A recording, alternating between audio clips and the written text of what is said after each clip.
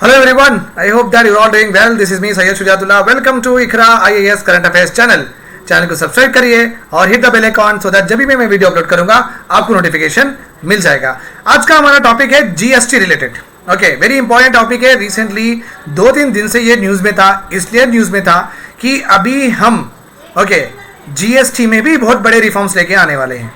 आपको तो पता है, एक कॉमन सा ब्रीफ इंट्रोडक्शन मैं आपको जीएसटी का दे दूंगा so that it will be easy for you to understand. Okay, so पहले तो हम जीएसटी के ब्रीफ से शुरू करेंगे, उसके बाद हम जीएसटी के बेनिफिट्स क्या है एक फ्लो चार्ट के तरह हम लर्न करेंगे। ये यूपीएससी में डायरेक्ट क्वेश्चन इस तरीके से तो नहीं आता है, बट क्या इंप्लीकेशंस होंगे, क्या चैलेंजेस होंगे, अभी भी जीएसटी से जिस तरीके से रेवेन्यू ज़्यादा हो सकता है बोल के जो दावा था, क्या लिटरली पहले के जो टैक्सेशन सिस्टम में पैसे ज़्यादा आते थे, जीएसटी के सिस्टम में क्या कम आ रहे हैं। तो उस हिसाब से एक एनालिटिकल आएगा आपको और उसे किस तरीके से स्मूथन कर सकें आगे जाके जीएसटी को और बेहतर कैसे बनाएं सो दैट कि रेवेन्यू और बढ़े। तो वो तो एनालिटिकल आएगा, बट पीएससी जो स्टेट के पीएससी एग्जाम्स होते हैं उसमें डायरेक्ट आपको दिया जाता है what are the benefits, what are the advantages of the GST. This is the question, normally direct question आता है। So basically you have to understand that कि ये जो पर्टिकुलर चैप्टर है, ये जो पर्टिकुलर अभी टॉपिक है, ये मॉडल क्वेश्चन एंड आंसर के तरह ही हम पढ़ रहे हैं। सो मेक श्योर दैट आप इसको दो तरीके से इंटीग्रेट करिए, एक यूपीएससी के लिए, एक पीएससी के लिए, ठीक है। सो बेनिफिट्स ऑफ हम जीएसटी पढ़ेंगे, प्रेजेंट कॉम्प्लेक्सिटीज इन जीएसटी। अभी जीएसटी में आपको तो पता है 2017 में जब जीएसटी आया था बहुत वाहवाही थी कि बहुत अच्छा चल रहा है जीएसटी, बट अभी भी कुछ ना कुछ उसमें खामियां हैं, वो खामियां हम देखने वाले हैं। ओके, और सबसे बड़ी खामी हम डिस्कस करने वाले हैं वेरी लिटरल लैंग्वेज में, लूसिड लैंग्वेज में, नॉर्मल एग्जांपल्स देते हुए हम डिस्कस करने वाले हैं। जीएसटी को ये बोला गया है कि ये अनवाइज जीएसटी टैक्सेशन है, ये बुद्धिमान के टाइप्स का जीएसटी टैक्सेशन सिस्टम नहीं है, इसमें कुछ एक स्ट्रक्चरल खामियां हैं, उसको निकालना बहुत ज़रूरी है, ठीक है। और इसमें हम देखेंगे एग्जाम्पल में सिन टैक्स और होटल इंडस्ट्री, ये डायलेमा क्या है, गवर्नमेंट किस तरीके से सॉल्व कर सके, चैलेंजेस ऑफ जीएसटी भी पढ़ने वाले हैं वे फॉरवर्ड। ओके, नाउ पहली बात मैं आपको बोल दूं, okay, the most important thing, government को पैसा क्यों चाहिए। ओके, आपको तो पता है गवर्नमेंट को पैसा किस तरीके से आता है, डायरेक्ट टैक्सेस से आता है और इनडायरेक्ट टैक्सेस से आता है। पता है नहीं पता है? या I guess you know it about, right. Taxes revenue, non taxes revenue, इस तरीके से गवर्नमेंट को पैसे आते हैं। अगर कम भी पड़े तो बोरिंग्स कर लेते हैं। तो बेसिकली मैं ये यहीं पे लिमिट करूंगा सो दैट आपको इजी रहो। गवर्नमेंट को पैसा आता है टैक्सेस से, लेट अस सपोज। और गवर्नमेंट को पैसा क्यों चाहिए गवर्नमेंट को पैसा? इंडिया में जितने भी लोग हैं उनको बेसिक नेसेसिटीज पूरे प्रोवाइड कर सके, हर एक को घर मिले रहने के लिए, that is called as housing, हर एक को से इलेक्ट्रिसिटी मिले 24/7, हर एक को फूड मिले, क्लॉथिंग मिले, फुटवेयर मिले, एजुकेशन मिले, हेल्थ मिले। सो इस तरीके से ही कर रहे हैं ना। जो हैंडीकैप है, जो डिसेबल है, उनको और सुविधाएं दें, जो ओल्ड एज है, जो विडे है, उनको अलग अलग तरीके से आर्टिकल 15 यूज करके उनको ज़्यादा फैसिलिटीज दें, ठीक है। सो बेसिकली गवर्नमेंट करती क्या है, ये पैसों का हमारे ऊपर एक्सपेंडिचर करती है, अच्छे रोड्स बनाती हैं, अच्छी वाटर सप्लाई देने की कोशिश करती हैं, और जितनी डिमांड है उतना ज़्यादा प्रोडक्शन करने की कोशिश करती हैं, इंसेंटिव्स देती हैं इंडस्ट्रीज को कि आप ज़्यादा प्रोड्यूस करो क्योंकि हमारे पास लोग भी ज़्यादा बढ़ रहे हैं, राइट। सो अल्टीमेट एम क्या है? Ultimate aim to being welfare. क्या है? डीपीएसपी का ये एक one of the important aspect है which is called as what? Welfare. Welfare का मतलब है faring well. Okay, every citizen of our country is faring well with respect to all basic necessities, इसलिए हम बोलते हैं वेलफेयर स्टेट। सो गवर्नमेंट का main agenda होता है कि जो भी पैसा है वो सिटीजन्स पे एक्सपेंडिचर करें, ओके, जिससे उनका वेलफेयर हो, इकोनॉमिकली डेवलप हो, इंडिया सुपर पावर बने। इस तरीके से ही होते हैं जनरली ऑब्जेक्टिव्स, ठीक है। अभी देखिए पैसा तो आ रहा टैक्स से, अगर और टैक्स कौन देते हैं? टैक्स हम देते हैं, लाइक जो भी इनकम कमा रहे हैं तो वो लोग देते हैं इनकम टैक्स। बेसिकली मैं बहुत मोटे वर्ड्स में समझा रहा हूँ, आप इस तरीके से ही समझिए। जो कमा रहे वो लोग देते हैं इनकम टैक्स, जो एंटरप्रेन्योर्स है, जो इंडस्ट्रीज के जो ओनर्स है वो लोग देते हैं कॉर्पोरेट टैक्स उनके प्रॉफिट के ऊपर। So major sources of government के पास रेवेन्यू क्या है? आईटी है, इनकम टैक्स, कॉर्पोरेट टैक्स। अभी देखिए आईटी तो इंडिया में 5 से 7% लोग ही वो जो टैक्स स्लैब में आते हैं जो कि टैक्स बन रहे हैं, तो आईटी से कम ही आ रहा है। सो मैक्सिमम टैक्स आपको आ रहा है कॉर्पोरेट टैक्स से, नथिंग बट इंडस्ट्रीज जो भी पे कर रहे हैं उनके प्रोडक्शन पे, उनके सर्विस पे, वहां से आपको टैक्स ज्यादा आ रहा है, कॉर्पोरेट टैक्स ज्यादा आ रहा है। कॉर्पोरेट टैक्स ज्यादा और ज्यादा आने की वजह से आपको और इंडस्ट्रीज लगाना पड़ेगा, और ज्यादा आपको होना चाहिए टैक्स, बिकॉज जितना भी टैक्स आप गवर्नमेंट के पास जाएगा फिर ये वेलफेयर एक्टिविटीज और अच्छी तरीके से होंगी। राइट और रॉन्ग? यस। तो और इंडस्ट्रीज आए तो और टैक्स पे करें, जितने इंडस्ट्रीज बढ़े उतना एम्प्लॉयमेंट भी बढ़ेगा। ओके, जितने एम्प्लॉयमेंट बढ़ेगा उतना इंडस्ट्रीज भी बढ़ेंगे, इंडस्ट्रीज बढ़ेंगे तो टैक्सेस गवर्नमेंट के पास ज्यादा आएंगे, तो हमारा वेलफेयर क्या होगा? रैपिड वेलफेयर स्ट्रैटेजी हो जाएगी। है क्या हो जाएगी? Rapid welfare strategy. अभी देखिए, इंडिया के पास इतनी बड़ी वेल्थी क्लास नहीं है, इंडिया के पास इतने पैसे वाले नहीं है कि इंडस्ट्रीज बड़े बड़े एस्टेब्लिश कर सके। तो हम क्या करें? एक मॉडल लेके आए ग्लोबलाइजेशन में। ओके, हम क्या करें? फॉरेन डायरेक्ट इन्वेस्टमेंट को प्रमोट करें। बाहर का पैसा हम हमारे इंडिया में लाए हैं और उनको बोले हैं कि आप आपकी इंडस्ट्रीज यहां बनाओ, क्योंकि फिर से इंडस्ट्री से ही तो पैसा आएगा ना कॉर्पोरेट टैक्स में। तो हमारे पास तो उतना पैसा है नहीं कि इंडस्ट्रीज को एस्टेब्लिश करें और गवर्नमेंट को टैक्स करें, तो बहुत कम लोगों के पास पैसा है अपने पास, आपको मालूम ही है ये बात। तो अपने को बाहर वालों को आना पड़ा, फॉरेन इन्वेस्ट को बुलाना पड़ा कि आप आइए, इंडस्ट्रीज आपके सेटअप करिए। बिकॉज ये जब सेटअप करेंगे तो इंडस्ट्रीज बढ़ेंगे तो ऑटोमेटिकली एम्प्लॉयमेंट बढ़ेगा, इंडस्ट्रीज बढ़ेंगे तो ऑटोमेटिकली गवर्नमेंट का पैसा भी ज्यादा आएगा। जब गवर्नमेंट का पैसा ज्यादा आएगा तो फिर अभी तो प्राइमरी एजुकेशन सबकी मिल चुकी है, गवर्नमेंट कल को और एक अमेंडमेंट लेके आएंगी अपने कॉन्स्टिट्यूशन में, आर्टिकल 21A के बाद आर्टिकल 21B, उसमें बी में गवर्नमेंट लिखेंगी कि right to upper primary education, 6 to 9th class का एजुकेशन भी फ्री मिलेगा। राइट, इंश्योरेंस फ्री मिलेगा। कुछ ना कुछ तो गवर्नमेंट का पैसा ज्यादा रहने की वजह से एक्स्ट्रा फैसिलिटीज मिलेंगे, जो भी डिसएडवांटेज है, वीकर सेक्शन ऑफ सोसाइटी है कि नहीं? सो पूरा हिस्सा जो जीएसटी का है, आप समझिए कितना रिलेटेड है अपनी इकोनॉमिक ग्रोथ से, कितना रिलेटेड है अपना एम्प्लॉयमेंट से, और कितना रिलेटेड है अपना वेलफेयर से, बेसिक नेसेसिटीज देने के लिए। ठीक है, अभी कोई फॉरेन इन्वेस्टर इंडिया को आ रहा है तो वो पहले देखेंगे भाई टैक्स कितना है, तो कम टैक्स है तो वहां जाएगा, ज्यादा टैक्स है तो नहीं जाएगा। चाइना और इंडिया को कंपेयर कर लेंगे, क्योंकि मैक्सिमम फॉरेन डायरेक्ट इन्वेस्टमेंट हम दोनों ही लेते हैं, चाइना और इंडिया। क्यों लेते हैं? चीप लेबर है, पॉपुलेशन ज्यादा है, इसलिए स्किल पॉपुलेशन भी है और ज्यादा भी है, कम पैसों में वो लोग अपना काम कर ले सकते हैं। ठीक है, और ये फैक्टर तो दोनों के पास भी है, उनके पास भी चीप लेबर है, हमारे पास भी चीप लेबर है। अब नेक्स्ट क्राइटेरिया पे जाते हैं वो लोग कि गवर्नमेंट कैसी है चाइना में, इंडिया में कौन सी इकोनॉमी चल रही है। तो वो देख लिया कि गवर्नमेंट चाइना में और इंडिया में अच्छी गवर्नमेंट है, स्टेबल गवर्नमेंट है, कुछ प्रॉब्लम नहीं होता है। पॉलिटिकल इंस्टेबिलिटी पाकिस्तान के जैसा जब बोले गवर्नमेंट नहीं गिरती है, तो जो भी टैक्सेशन सिस्टम रहेगा उसमें एक रिलायबिलिटी रहेगी। ठीक है, दोनों में भी अच्छा है। तीसरा फैक्टर कुछ भी हो सकता, चौथा फैक्टर कुछ भी हो सकता। तो एक ऐसा फैक्टर है जो हमारे पास नहीं है, नहीं था, एक्चुअली में नहीं था। क्या नहीं था? कि सिंप्लीफिकेशन ऑफ टैक्सेस नहीं था। क्योंकि अपने कॉन्स्टिट्यूशन में आपको पता ही है, अपने कॉन्स्टिट्यूशन में स्टेट गवर्नमेंट भी टैक्स कर सकती है और सेंट्रल गवर्नमेंट भी टैक्स कर सकती है, पहले 2017 के पहले। तो समझो अगर एप्पल आईफोन यहाँ पे मैन्युफैक्चर करना है और यहाँ पे बेचना है, तो गुजरात में कुछ और टैक्स होगा, मेरे तेलंगाना में हमारे केसीआर साहब कुछ और टैक्स रखेंगे, असम के स्टेट उनके स्टेट के हिसाब से टैक्स रखेंगे, सेंट्रल गवर्नमेंट एक टैक्स रखेगी। तो एक ही प्रोडक्ट को इतने सारे स्टेट्स में अलग अलग फाइलिंग करनी पड़ेगी, अलग अलग अकाउंट देखना पड़ेगा, अलग अलग टैक्स रेट से कैलकुलेशन करना पड़ेगा। तो यहाँ पे एम्प्लॉयज बढ़ जाएंगे, इनके हर स्टेट में एक डिपार्टमेंट रखना पड़ेगा, तो इनका कॉस्ट ज्यादा हो जाएगा। राइट और तो वो फिर चाइना में चले जाएंगे। भाई चाइना में तो ऐसा कुछ नहीं है, एक ही टैक्सेशन सिस्टम है, कितने यूनिट्स बेचे उतने यूनिट्स का टैक्स बंदो, बस बच जाओ, कुछ भी नहीं है उसमें। तो कौन जाएंगे वहां पे? सब फैक्टर तो सेम रहने के बाद में तो वो लोग तो जाएंगे चाइना के पास।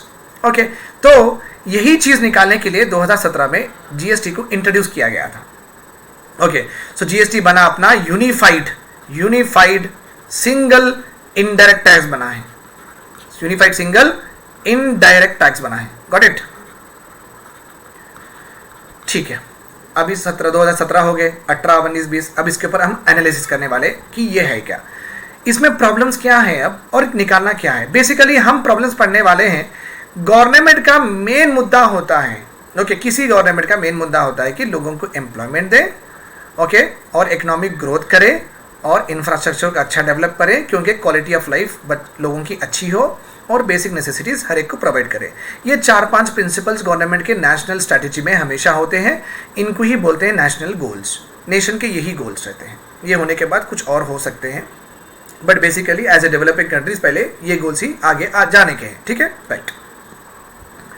अभी आप देखिए, ओके, ये आपको गो थ्रू होना है आपके एग्जाम के लिए। एग्जैक्टली आप जब भी आप एग्जाम में आंसर लिखते हैं, पीएससी का एग्जाम में आंसर लिखते हैं, तो ये हो गया आपका इंट्रोडक्शन। डेफिनेशन दे देना चाहिए आपको, बेनिफिट्स और ये सब आप प्रॉपरली इस तरीके से लिख दीजिए, ठीक है। और जीएसटी के इम्पैक्ट किस तरीके से होने वाले हैं आप ये भी लिख दीजिए, ठीक है।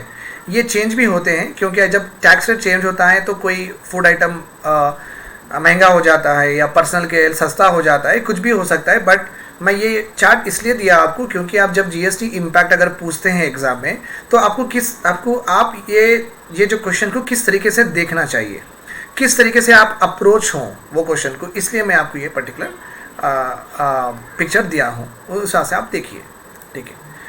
अभी दिसंबर 2018 में क्या हुआ, अपने जो लेट फाइनेंस मिनिस्टर थे अरुण जेटली साहब, उन्होंने कहा था कि देखो जीएसटी के जो 28% का जो स्लैब है वो एक डाइंग स्लैब है, क्योंकि वो मरने वाला है, मतलब है कि हम वो निकाल देने वाले हैं। अरुण जेटली साहब का वो दावा था तब, बट क्या हो गया, उनका जो डेथ होने की वजह से उन्होंने उनका प्रॉमिस फुलफिल नहीं कर सके और उनका डेथ हो गया। बट उन्होंने ये इंटीमेशन दिया था, 2018 में ही इंटीमेशन दिया था कि जीएसटी में जो 28% स्लैब है, ये अलग अलग जो मल्टी स्लैब का जो सिस्टम चल रहा है वो सिस्टम हम नहीं रखने वाले हैं। जीएसटी का जो स्लैबिंग सिस्टम है या 28% का जो भी सिस्टम है, ये डाइंग स्लैब है, ये मरने वाला है। इसका मतलब हम इसमें और अच्छे रिफॉर्म्स लेके आएंगे और इसको और सिंप्लीफाई बनाएंगे और यूनिफाइड बनाएंगे, इस तरीके से उन्होंने कहा था। बट वो नहीं रहे तो वो फुलफिल नहीं हुआ प्रॉमिसेस, ठीक है। ही ऑल्सो सेड दैट आगे जाके सिर्फ 2 ही स्लैब रहेंगे, एक तो 5% का रहेगा, एक 12 या 18% के बीच में कुछ एक स्लैब को हम तय कर लेंगे, बस उतना ही। 2 ही स्लैब रहेंगे इंडिया में, क्योंकि और सिंप्लीफाई करने के लिए ज़रूरी है, फॉरेन इन्वेस्टमेंट आना भी बहुत ज़रूरी है, ठीक है। और as a entrepreneur, as a नया अगर मैं बिजनेस शुरू करना चाहता हूँ, मेरे लिए समझने के लिए भी इजी होगा, अनपढ़ के लिए भी ईजी होगा, पढ़े लिखे के लिए भी इजी होगा कि भाई चलो भाई गवर्नमेंट में ये ईयरफोन्स प्रोड्यूस कर रहा हूँ तो मुझे 2 टैक्सी बनना है, तो उनके लिए भी इजी होगा, तो प्रोसेसिंग इजी होगी और गवर्नमेंट के पैसे भी ज़्यादा आने के चांसेस है। अगर इतने सारे टैक्सेस होते तो एक टैक्स बने, एक टैक्स नहीं बने, एक टैक्स में डंडी मार दिए, एक टैक्स में नहीं बनना चाह रहे या वहाँ पे करप्ट हो गए, इस तरीके से चीज़ें होते हैं। अगर 2 ही टैक्स है तो चीज़ें क्लियर भी रहती हैं, बहुत क्लैरिटी से, अपने पास भी रहती है, प्रोड्यूसर्स के पास भी, मैन्युफैक्चरर्स के पास भी और गवर्नमेंट के पास भी, राइट, यस। तो अरुण जेटली साहब ने ये तो क्लियरली बोल दिया था। अभी निर्मला मैडम ने सेम चीज़ को रीइटरेट किया है। देखिए, इन्होंने रिसेंटली 2 दिन पहले 3 दिन पहले इन्होंने कहा है हम जा रहे हैं टूवर्ड्स ए सिंगल, एक ही tax, single low tax regime. Tax को हम और अच्छे से रिफॉर्म करेंगे और अच्छे से छोटा बनाएंगे, सिंप्लीफाई करेंगे और लोअर टैक्स रिजिम रखेंगे, क्योंकि लोअर टैक्स रखने के वजह से ज़्यादा एक्सपेंशन भी ज़्यादा होगा। देखिए, मेरे पास 100 रुपये मैं कमा रहा हूँ, 100 रुपये मेरे पास बिजनेस से आ रहे, गवर्नमेंट 20 रुपये ले रही, ठीक है। अगर गवर्नमेंट मेरे पास 100 रुपये में से 5 रुपये लेती तो ये 15 रुपये हर महीना ऐसा ऐड होके दूसरे साल मैं एक नई कंपनी शुरू कर सकता हूँ या नहीं कर सकता हूँ। देखो 100 रुपये में तो वैसे भी कुछ नहीं होगा, बट आपको मैं समझा रहा हूँ कि 1 करोड़ ले लो, आप 10 करोड़ ले लो, कुछ भी ले लो, तो जितना पैसा मेरे पास बचेगा उतना ज़्यादा मैं इन्वेस्टमेंट करने की कोशिश करूँगा। नहीं, ये इन्वेस्टमेंट ज़्यादा महंगा है तो कुछ और छोटे जूस बंडी पे कर दूंगा, ठीक है, या 5 डब्बे पे कर दूँ, किसी पे तो कर दूंगा, राइट और रॉन्ग, यस। तो जितना ज़्यादा मैं पैसे मेरे पास बचते उतना ज़्यादा मैं इन्वेस्टमेंट करूँगा, उतना जितना इन्वेस्टमेंट करूँगा तो उतनी एम्प्लॉयमेंट भी क्रिएट करूँगा, और जितना ज़्यादा एक्सपेंशन होगा ऑटोमेटिकली प्रोडक्शन भी ज़्यादा ही होगा ना। कि एक्सपेंशन करने का मतलब क्या है, यूनिट्स का प्रोडक्शन ज़्यादा करना है। जब यूनिट्स का प्रोडक्शन ज़्यादा हो रहा है तो जीडीपी में बड़ी दिखी आएगी, साइज भी बड़ा होगा, ट्रिलियंस 2.9 जाके 3.1 हो गए, 3.2 हो गए, तो हमारा ड्रीम भी है कि 5 ट्रिलियन तक जाना है, राइट। तो इस तरीके से गवर्नमेंट भी सोच रही है कि एक नॉर्मल सा टैक्सेशन सिस्टम रहो, 1-2 टैक्सेशन रहना चाहिए और कम में रहना चाहिए, क्योंकि एम्प्लॉयमेंट भी क्रिएट करना है, right.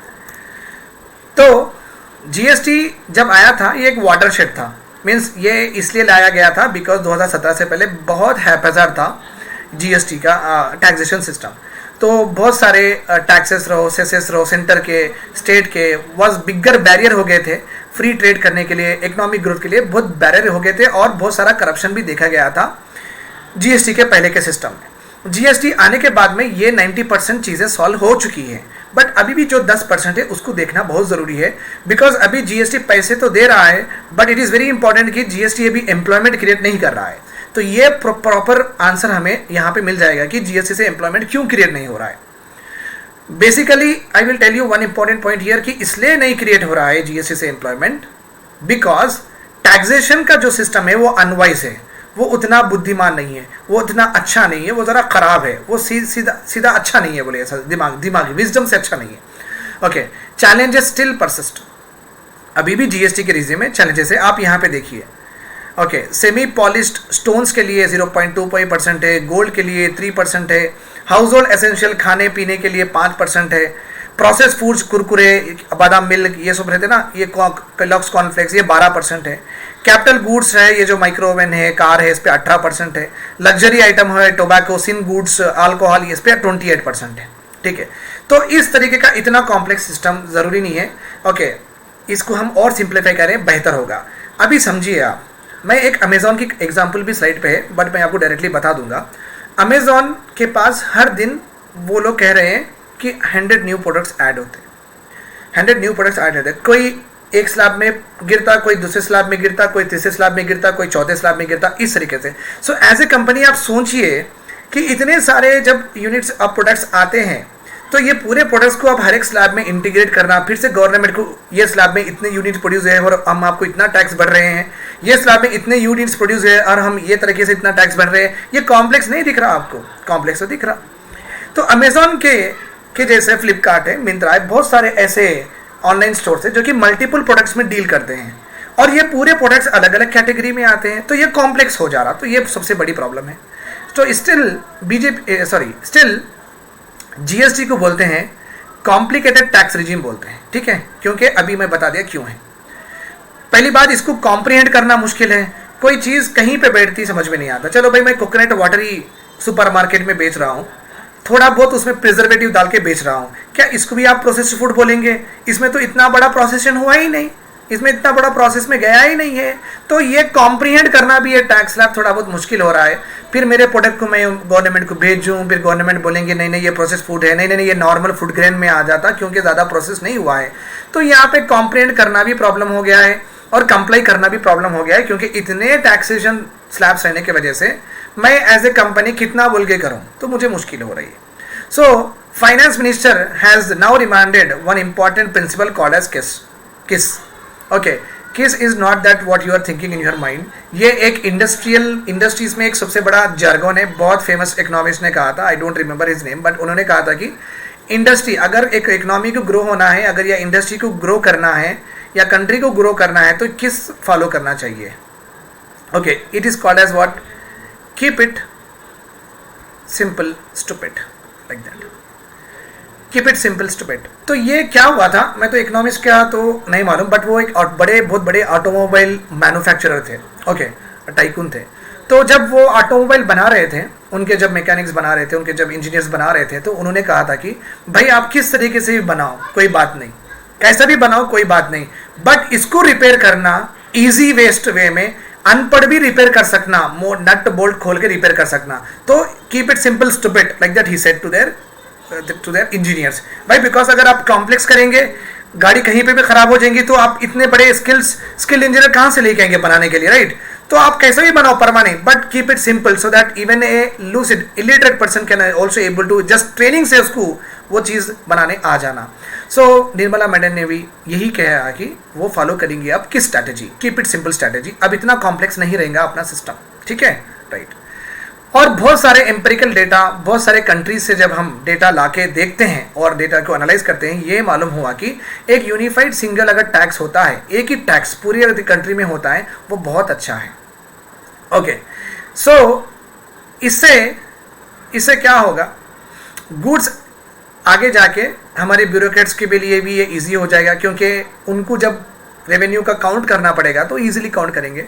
Goods eligible for zero tax एक कैटेगरी बनेगी, goods that will fall under single rate that is second category के बनेगी, या ये 10 से 12% कुछ भी रहेगा, लोअर टैक्स रख रहे ना, इसलिए 10 से 12 के बीच में या ये रहेगा या ये रहेगा, बस और कुछ नहीं रहेंगे। और एक कैटेगरी ऑफ आइटम्स रहेंगे, लैम्बोर्गिनी, रॉयल्स रॉय, इस तरीके के डायमंड सेट्स, ऐसे बड़े बड़े जो कि बड़े बड़े पैसे वाले लोग खरीदते हैं ना, तो उनके जो आइटम्स हैं, तो वो एक आइटम्स को अलग टैक्सेशन रहेगा, वो एग्जम्प्टेड लिस्ट में आएगा, उसको गवर्नमेंट अलग से टैक्सेशन मुकर्रर करेगी, डिक्लेयर करेगी। ओके, वो अपने को मतलब भी नहीं है, क्योंकि हम फॉल करते हैं ये दो कैटेगरी में, हमारी ज़िंदगी ऐसी चल जाएगी। ये है वो ज़्यादा ओके पैसे वालों के लिए, और हुक्का, सिगार, सिगरेट, अल्कोहल पीने वालों के लिए बहुत सारा पैसा है, तो उनके लिए, ठीक है। Right. Syntax and hotel industry dilemma, right. अभी हम पढ़ने वाले हैं जीएसटी में क्या प्रॉब्लम है, जीएसटी में क्या प्रॉब्लम है, ठीक है। देखो सिन टैक्सेस जो है, जो कि टोबैको पे, ओके, और ये लगते हैं अल्कोहल पे, जो भी लगते हैं ना टैक्सेस, जो भी इकोनॉमी को हार्म करना या पब्लिक हेल्थ को जब हार्म करते हैं, वो टैक्सेस को हम बोलते हैं, ओके, सिन टैक्स, ठीक है। सो सिन टैक्स में गवर्नमेंट बहुत हाईएस्ट रेट रखती है, क्योंकि ये अपने हेल्थ को ख़राब करने वाला आइटम है, टोबैको, अल्कोहल, लाइक दैट। मगर सिन टैक्स में बहुत एम्प्लॉयमेंट है, बहुत ज़्यादा एम्प्लॉयमेंट है, बीड़ी बनाने वाले बहुत सारे लोग हैं। इतना ज़्यादा टैक्स रखे तो ज़्यादा एक्सपैंड नहीं कर सकते, ये ज़्यादा एक्सपैंड नहीं करे तो ज़्यादा एम्प्लॉयमेंट क्रिएट नहीं होता। बट ये गवर्नमेंट यहाँ पे कॉम्प्रोमाइज़ कर रही है, ओके, कि चलो पब्लिक हेल्थ को ज़्यादा इंपॉर्टेंस दे रही है गवर्नमेंट, इसलिए टैक्स कम नहीं कर रही है, क्योंकि एम्प्लॉयमेंट क्रिएट होगा अगर कम करते हैं, ओके, एक्सपेंशन भी होगा अगर टैक्स कम करते हैं, बट वो पब्लिक हेल्थ को इफेक्ट होगा। तो इसलिए गवर्नमेंट पब्लिक हेल्थ की वजह से कॉम्प्रोमाइज करके एक्सपेंशन को यहाँ पे कॉम्प्रोमाइज कर रही है और आगे नहीं बढ़ रही है। 28 मैक्सिमम लिमिट ऑफ टैक्सेशन रख दी है यहाँ पे, तो ये तो गॉन केस हो गया, इसमें कुछ कर नहीं सकते। अभी देखिए होटल इंडस्ट्री में एक 300 रूम वाला 5 स्टार होटल है समझो, मिनिमम 500 लोग उसमें काम करते हैं, 90% वेटर्स होते हैं, हाउसकीपिंग स्टाफ होते हैं, फ्रंट डेस्क स्टाफ होते हैं, ओके, बिसाइड कुक्स होते हैं जो कि अनस्किल्ड और स्किल्ड भी होते हैं, और एसोसिएटेड सर्विसेज भी होते हैं, spa, gift shop, swimming pool भी होते हैं। और ये तो डायरेक्टली काम करते हैं, होटल के लिए ही काम करते हैं, उसमें ही रहते हैं।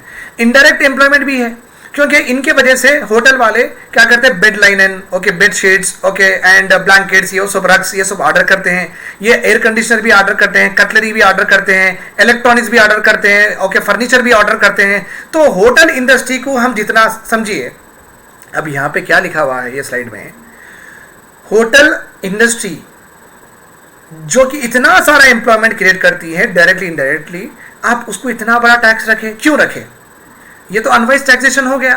होटल इंडस्ट्री को आप कम से कम टैक्स रखते तो वो ज्यादा से ज्यादा होटल्स आते अपने कंट्री में, ओके, और कंपटीशन भी बढ़ता अपनी कंट्री में, और लोग अच्छे से जो भी है माइग्रेंट होते हैं, कुछ काम करने के लिए जाते हैं, उनको अच्छी सुविधाएं भी मिलेंगी कंपटीशन की वजह से, कम पैसे में और ज्यादा भी वो एंजॉय करेंगे, राइट और रॉन्ग। और एम्प्लॉयमेंट तो इतनी ज्यादा क्रिएट हो रही है, वो भी आप देखिए अनस्किल्ड एम्प्लॉयमेंट भी क्रिएट हो रही है। तो इस तरीके का टैक्सेशन नहीं करना चाहिए। अगर आप इतना ज़्यादा टैक्सेशन रखेंगे मुश्किल हो जाए। और होटल में, इंडस्ट्री में वो फूड ग्रेन्स भी मंगाते हैं, फार्मर्स को भी करते हैं, कंस्ट्रक्शन सेक्टर में काम में आते हैं। तो आप समझिए कि होटल इंडस्ट्री की वजह से कितने डिपेंडेंट सेक्टर भी हो सकते हैं। बट आप इसका टैक्स रखें सबसे हाईएस्ट रखने की वजह से क्या हो रहा है, इनमें एक्सपेंशन बहुत स्लो देखा जा रहा है। 100 रुपये में मैं 30 रुपये आपको दे दूं, 70 रुपये में मैं पूरा कॉस्ट ऑफ ऑपरेशन पूरा मैनेज करूं, ओके, 70 रुपये में अगर 60 रुपये मेरा कॉस्ट ऑफ मैनेजमेंट अगर मैं ऑपरेशन कर रहा हूँ, 10 रुपये मुझे आ रहे हैं, वो क्या है इनकम, राइट और रॉन्ग। तो मैं इतना दिन भर महीना भर मैं काम करने के बाद में 10 रुपये अगर कमा रहा हूँ, उतनी मेहनत करके, उतना इन्वेस्टमेंट करके, तो फिर ये तो बात नहीं बनी ना। अगर 25-30 रुपये बचते हैं तो मैं और एक्सपेंशन कर सकता था, ओके। तो यहीं पे वही बात हो गई है, अनवाइज टैक्सेशन होने की वजह से हमारे कंट्री में ज़्यादा अनएम्प्लॉयमेंट क्रिएट नहीं हो रहा है। Similarly air conditioners, okay, chocolate industries, luxury cars, यहाँ पे भी बहुत सारा एम्प्लॉयमेंट क्रिएट किया जा सकता है। क्योंकि एयर कंडीशन अगर ख़राब हुई तो आप क्या करेंगे, अर्बन क्लैप में आप उनको बुलाएंगे, आप उनसे पूछिए आप क्या पढ़े, वो तो बोलेंगे सर हम मैट्रिक या 10th या 12th पढ़े। कि वो लोग नॉर्मल एक ट्रेनिंग कोर्स कर लेते हैं, एक सर्टिफिकेशन होता है उनके पास, वो सीख लेते हैं, वो अच्छे से कर लेते हैं। तो air conditioners, okay, luxury cars को प्रिपेयर करने का, चॉकलेट इंडस्ट्री में काम करें, ये पूरे क्या है मालूम, ये एक्चुअली एम्प्लॉयमेंट क्रिएट करने के सेक्टर है। बट जो एम्प्लॉयमेंट क्रिएट करने के सेक्टर है, गवर्नमेंट ने उसको हाई फाई रेट्स लगा दिए हैं, वहाँ पे एक्सपेंशन कम हो रहा है। इसलिए क्या हो रहा है, एम्प्लॉयमेंट पिरामिड बॉटम में चल रही है, एम्प्लॉयमेंट पिरामिड बॉटम में चल रही है। तो यही है अनवाइज टैक्सेशन। अगर वाइज करते थे, जहां पे ज्यादा बेनिफिट होता था, जहां पे ज्यादा इकोनॉमी लिंकेज होती थी, वहां पे अगर करते थे आप कम टैक्सेशन, तो बेहतर होता था, right. Instead the current regime is very very plain and confusing. अभी देखिए आप, GST on bread is 0, but vegetable अगर सैंडविच करते हैं तो 5% टैक्स स्लैब है, hitting the vegetable grower directly. तो वेजिटेबल ग्रोअर से हम कम में लेने की कोशिश करेंगे, क्योंकि 5% ज़्यादा देना पड़ेगा। तो इस वजह से क्या हो रहा है, ब्रेड पे भी 0 है, वेजिटेबल सैंडविच पे 5% है। ओके, जीएसटी बन पे 0 है, बट अगर बन के अंदर कुछ हम रेजिन टूटी फ्रूटी डाल देते हैं तो वो 5% आ गया। जीएसटी ऑन मसाला, पीनट्स, मुरकुर, नमकीन पे 12% है। GST on cakes and chocolate 18% है। ये जो पूरे सेक्टर्स मैं आपको बोल रहा हूँ, ये पूरे वीकर सेक्शन से बिलोंग करते सो सेक्टर है। हमारे जैसे लोग, ओके, छोटे छोटे दुकानदार है ना, उनसे बिलोंग करते सो सेक्शन से। आप यहाँ पे क्यों रखे ज्यादा जीएसटी? ओके, बन कौन बेचता? क्या रॉयल साय वाला बेचता या मर्सिडीज वाला बेचता या कौन सा बेचता? बन तो आपको छोटे किराना में मिल जाता। तो अब इतना टैक्स क्यों रख रहे हैं बन पे? मत रखिए ना। तो वो बन कम मिलेगा तो लोग ज्यादा खाएंगे, तो गरीब लोगों को ज्यादा एक बनाने 10 रुपए में 1-2 बना रहे तो 10 रुपए में 3 बनाएंगे या 12 रुपए में 3 बनाएंगे, तो पर कैपिटा कंजम्पशन भी इंक्रीज होगा, तो बच्चे हेल्थी भी रहेंगे। और यहाँ पे छोटे छोटे दुकानदार को तकलीफ देने की क्या जरूरत है? उनको कम टैक्स रखते थे तो उनकी इनकम बढ़ेगी, उनकी इनकम बढ़ी तो वो लोग उनकी लाइफस्टाइल इंप्रूव करेंगे, राइट? ठीक है। Same logic applies to taxes on wine, rum, beer, so much so that कि टॉडी टाइपिंग में इतने लोग काम करते थे, जो देसी लिकर बोलते हैं, देसी सेंधी जो बोलते हैं, टॉडी टाइपिंग बोलते हैं वो, ओके। तो इसमें इतने लोग काम करते थे, गवर्नमेंट ने टॉडी टाइपिंग को टैक्सेशन से ही आता है, बहुत सारी जगह बैन ही है। वाइन लिकर आप अलाउ कर दिए, बट ये बैन कर दिए। जहां पे जो बाहर के इंग्लिश कंपनीज आके वाइन बेच रहे हैं, जो ज़्यादा एम्प्लॉयमेंट क्रिएट नहीं करते हैं, वो बैठे बिठाए जो भी बॉटल्स आते हैं वो यहाँ पे या तो इंपोर्ट करके हम यहाँ पे बॉटल्स में डाल के बेचते हैं, बस उतना ही है। अगर टॉडी टॉपिंग को प्रमोट करते थे, उसमें स्टैंडर्ड्स लगाते थे, देसी सेंधी को ही, देसी लिकर को ही आप अच्छे से प्रमोट करके और बेहतर बनाते थे, कितने लोग काम करते थे उसमें? बहुत सारे लोग काम करते थे। अभी क्या हो रहा है? लिकर, वाइन, रम, विस्की एक्सेट्रा पूरा बाहर से ही मंगा रहे हैं, तो यहाँ पे एम्प्लॉयमेंट क्रिएट नहीं हो रही है। तो यहाँ पे इस तरीके के वाइज अनवाइज डिसीजन लेने की वजह से बहुत इकोनॉमी को हिट हुआ है, ओके। अभी अगर हम पेट्रोल भी देखते हैं, पेट्रोल, डीजल, एविएशन का जो भी फ्यूल है, इसमें से 50%, अगर 50% जो पेट्रोल का प्राइस है, 50% में से, ओके, 100% में से 50% सिर्फ सेंट्रल गवर्नमेंट के और स्टेट गवर्नमेंट के टैक्सेस में जा रहा है। अगर मैं 100 रुपए में लीटर बेच रहा हूं पेट्रोल, 50 रुपए कौन शेयर कर ले रहे? Central government and state government share कर ले रहे। 50 रुपए, ओके, ये जो एक्चुअली जो रिलायंस पेट्रोल पंप, हिंदुस्तान, इनको मिल रहा है 50 रुपए। अगर ये लोग कम करते हैं तो ऑटोमेटिकली अपने को पैसे कम हो जाएंगे, राइट और रॉन्ग? 100 रुपए में आने की चीज कितने में हो जाएगी? 70 रुपए में आ जाएंगे, राइट और रॉन्ग? यस। तो जहां पे देखो, यहाँ पे भी पेट्रोल पंप पे कौन काम करते हैं? पेट्रोल पंप पे अनस्किल्ड वर्कर काम करते हैं, लेबर्स काम करते हैं। ये भी एक ऐसा सेक्टर है जहां पे बहुत सारा एम्प्लॉयमेंट क्रिएट हो सकता है, बट यहाँ पे इतना ज़्यादा टैक्सेस है। सो बेसिकली ये पूरे एग्जाम्पल्स में ये बताने की कोशिश कर रहा हूँ कि अनवाइज टैक्सेशन का मतलब क्या है। उल्टा सीधा टैक्सेशन रहने के वजह से अपनी इकोनॉमी अच्छे से उभर के नहीं आ रही है, वो रेट पे एम्प्लॉयमेंट क्रिएट नहीं कर रही है, एम्प्लॉयमेंट इलास्टिसिटी कम है, राइट। तो लास्ट में फाइनेंस मिनिस्टर, अभी एक सलाह लेना बहुत ज़रूरी है from the prime minister also. Prime minister Modi ji ने कहा था कि मेजर रिफॉर्म्स आने वाले हैं आफ्टर कोविड-19, उन्होंने ये कहा था। तो प्राइम मिनिस्टर की बात रखते हुआ फाइनेंस मिनिस्टर उनकी बात लेके should do away with all confusing tax slabs in one fell swoop. So पूरा जो भी कंफ्यूजिंग टैक्स स्लैब से निकाल दीजिए। She can then usher it truly. इस वजह से निर्मला मैडम बहुत अच्छे से एक new single low tax regime ला सकती है along with list of exempted item जो कि सेलिब्रिटीज़ के हैं। अगर इस तरीके से होता है, कॉम्प्लायंस बढ़ जाता है, बहुत सारा रेवेन्यू रियलाइज कर सकते हैं। अभी से जितना आ रहा है उससे ज़्यादा आ सकता है। बहुत लोग पे करना भी शुरू करते हैं। Widen tax net, improve ease of doing business, इससे एफडीआई आने के चांसेस है। बूस्ट इकोनॉमी, प्रोडक्शन ज़्यादा होगा, क्रिएट जॉब्स, एम्प्लॉयमेंट भी ज़्यादा होगा क्योंकि पैसे बहुत बचेंगे तो एक्सपेंशन डेफिनेटली होगा। इंक्रीज टैक्स कलेक्शन और रिड्यूस करप्शन, क्योंकि दो ही टैक्सेशन बनना है, दो ही टैक्सेशन में ऑडिट होना है, तो फिर करप्शन की यहाँ पे बात ही नहीं हो सकती, कोई करप्ट कर ही नहीं कर सकता। अगर इस तरीके से करते हैं तो हम बहुत अच्छे से आगे बढ़ सकते हैं। This is what is about GST and I hope this all understood you. If any doubts are there, you can put in the comment section and also ask me your doubts. And we have launched mains test series 2022.